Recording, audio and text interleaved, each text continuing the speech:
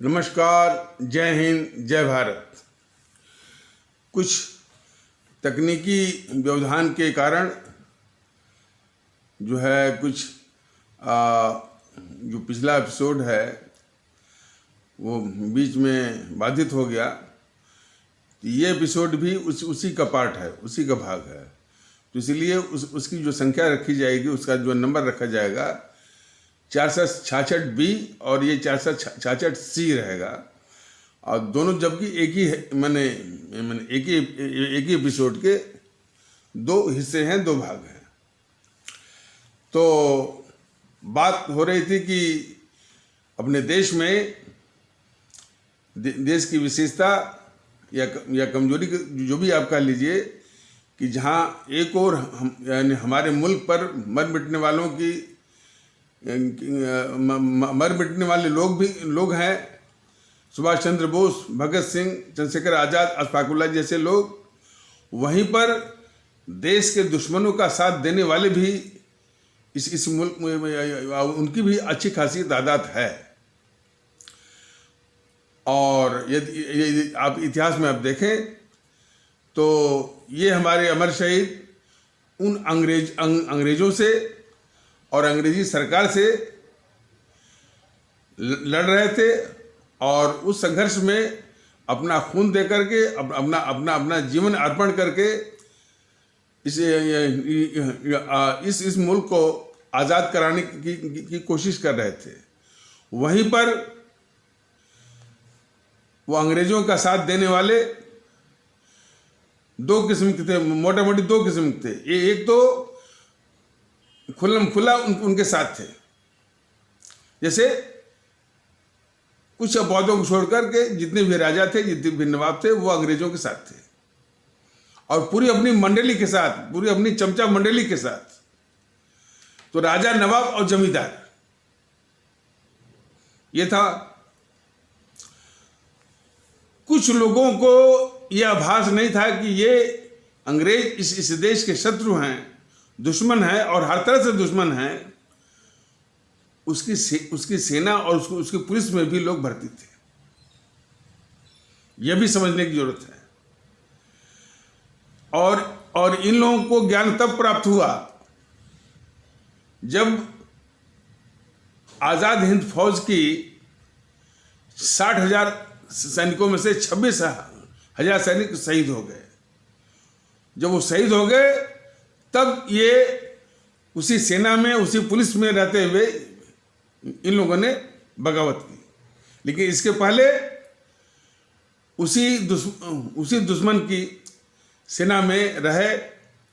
और यह भी था कि वो अंग्रेज जो इतना प्रताड़ित कर रहे थे, इतना सता रहे थे और इतना जो टॉर्चर कर रहे थे हम भारतीयों को, तो अंग्रेज अपने हाथों से नहीं कर रहे थे। ये इन्हीं सैनिकों और इन्हीं पुलिस के द्वारा यानी हम भारतीयों को सताना, प्रताड़ित करना और वो इंटिमिडेट करना करते थे। तो इस तरह से देश के दुश्मनों का साथ देना एक ऐतिहासिक तथ्य है। आज भी भारत राष्ट्र की परिकल्पना और भारत राष्ट्र और मुल्क भारत पर मर मिटने वालों यानी भारत मुल्क पर मिटने वाले भी इस मुल्क में हैं। और ऐसे लोगों की भी तादाद कम नहीं है जो देश के दुश्मनों का साथ देते हैं। होता क्या है और हुआ भी ऐसा है कि हमारे इन देशभक्तों ने, इन अमर शहीदों ने इस देश की आज़ादी के लिए अपने प्राण दिए। अच्छा, और दूसरे किस्म के वो जो है, एक तो जो खुल्लम खुला वाले थे, खुल्लम खुला बिल्कुल देश के दुश्मन अपने अंग्रेजों के साथ बिल्कुल वो वही करतूत कर रहे थे जो अंग्रेज कर रहे थे, अंग्रेज या अंग्रेजी सरकार कर रही थी। दूसरे वो थे कि मुखौटा तो पहने थे कि आज़ादी की लड़ाई वो लड़ रहे हैं, लेकिन वो अंग्रेजी सरकार के ही द्वारा स्थापित उस संस्था के अंग थे और अंग्रेजों की दलाली और मुखबिरी बड़ी सफाई से कर रहे थे। और उस संस्था का नाम था कांग्रेस। कांग्रेस को अंग्रेजों ने ही बनवाया था, किसी अपने अंग्रेज के द्वारा, ह्यूम के द्वारा 1885 में। और वो अपने स्वार्थ के लिए, अपनी सरकार की मुखबिरी और दलाली के लिए, और ये सब मुखौटा पहने हुए थे कि हम अंग्रेजों के खिलाफ जो है। और इस तरह की तमाम आप लोग जो है जो कारखानों में, फैक्ट्रियों में अब आप देखते होंगे कि तमाम जो उसके फैक्ट्री के कर्मचारियों का जो नेता है बराबर इस बात को पोज करता रहता है कि वो कर्मचारियों के हित का रक्षक है, हितैषी है, लेकिन वो एजेंट होता है वो फैक्ट्री मालिक का। तो वही इसीलिए तो जो वो अंग्रेजों ने ह्यूम द्वारा उस संस्था बनाई, वो अंग्रेजों के हित को साधने के लिए, लेकिन मुखौटा वो उसको पहनाया गया था कि वो अंग्रेजों के खिलाफ आज़ादी की लड़ाई वो लड़ रहा है। इसमें अपवाद स्वरूप कुछ लोग आए हैं कांग्रेस में अपवाद स्वरूप जो है, जैसे कि लाला लाजपत राय, बाल गंगाधर तिलक और सुभाष चंद्र बोस, M.A. अंसारी, कुछ लोग आए हैं। लेकिन ये लोग आए और जो गांधी और नेहरू ने जो माहौल बनाया था उसमें ज्यादा दिन तक वो टिक नहीं पाए, बाहर हो गए। जो अंग्रेजों की मुखबरी और दलाली का जो माहौल इन सबों ने बनाया था, गांधी और नेहरू ने, उस माहौल में ये लाला लाजपत राय जैसे लोग वो टिक नहीं पाए। तो इस तरह से, और ये जो यानी देश के दुश्मनों और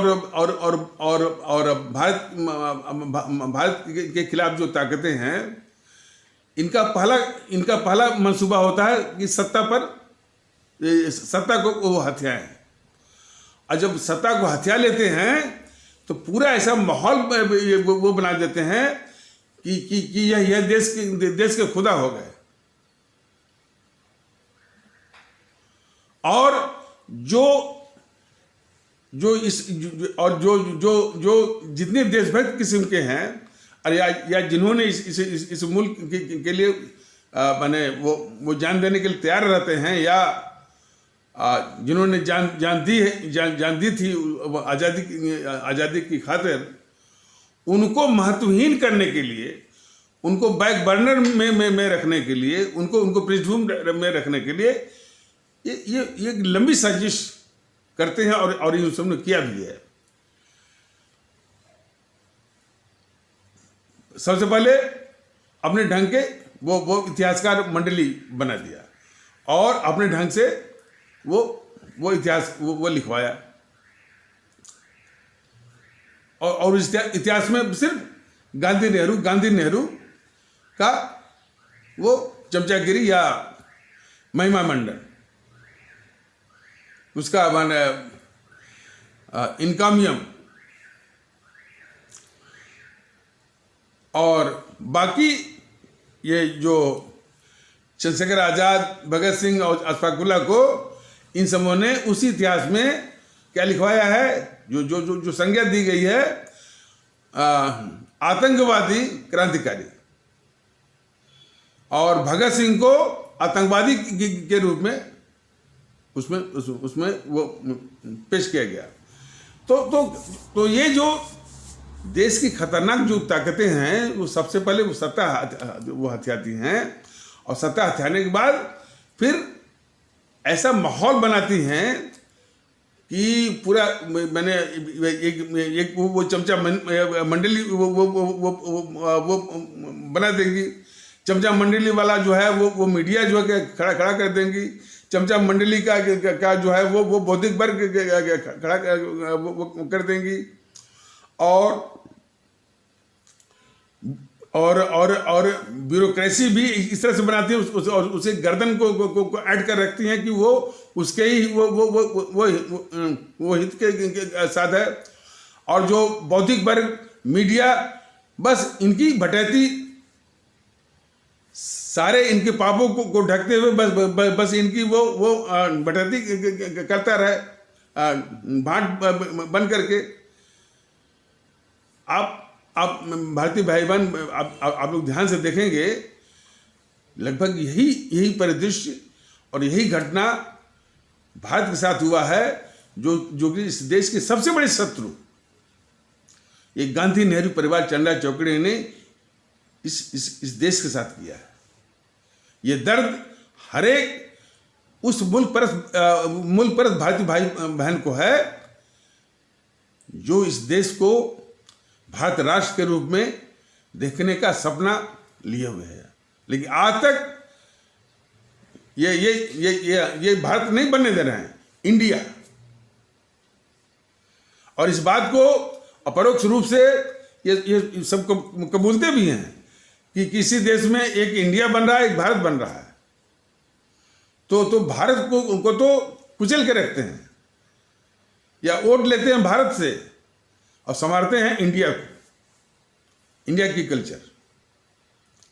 और इंडिया जो है एक इंपोर्टेड, एक आयातित अवधारणा है, जिसमें कि देश के दुश्मनों को तरजीह मिलती है और भगत सिंह जैसे देशभक्तों को आतंकवादी कहा जाता है। चंद्रशेखर आजाद और अशफाकुल्ला और खुदीराम बोस जैसे को क्रांतिकारी आतंकवादी बोला जाता है। ये तो है। और जो देश को बंटवाता है नेहरू को, तो उसको जो है आधुनिक भारत का निर्माता कहा जाता है। जो देश बंटवा करके 25 से 30 लाख लोग